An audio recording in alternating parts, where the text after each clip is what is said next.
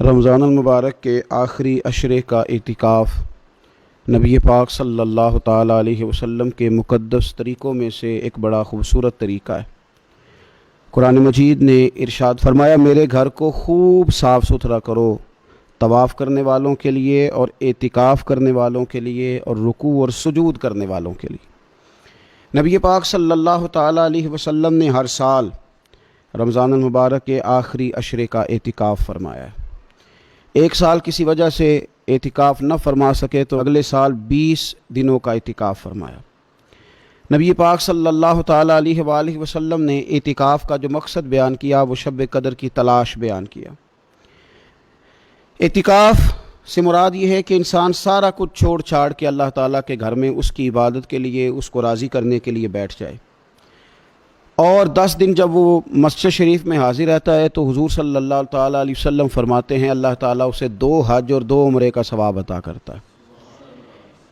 اعتکاف کے اندر کچھ باتیں بڑی ضروری ہوتی ہیں، جیسا کہ انسان کو بلا ضرورت طبی مسجد سے باہر نہیں آنا، اس کو کوئی فضول بات نہیں کرنی، اس کو کوئی ایسا کام نہیں کرنا کہ جو شریعت اسلامیہ جس سے منع کرتی ہو۔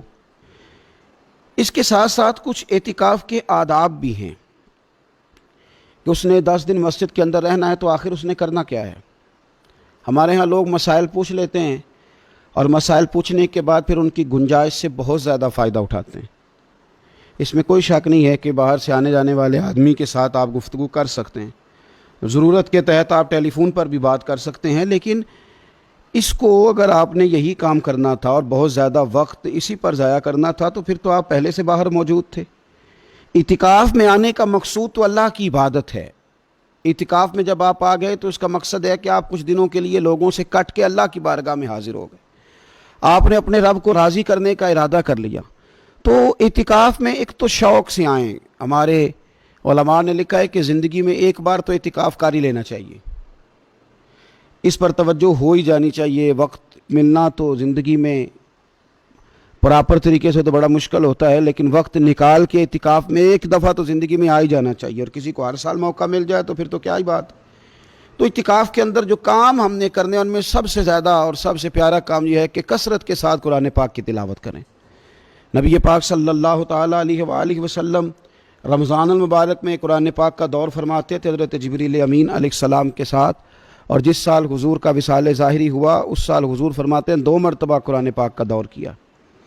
2 دفعہ حضور نے حضرت جبریل امین کو قرآن شریف سنایا اور 2 دفعہ انہوں نے نبی پاک صلی اللہ علیہ وسلم کو سنایا۔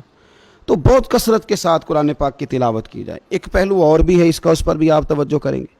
قرآن مجید کو پڑھنا بھی ضروری ہوتا ہے اور صحیح پڑھنا سب سے زیادہ ضروری ہوتا ہے۔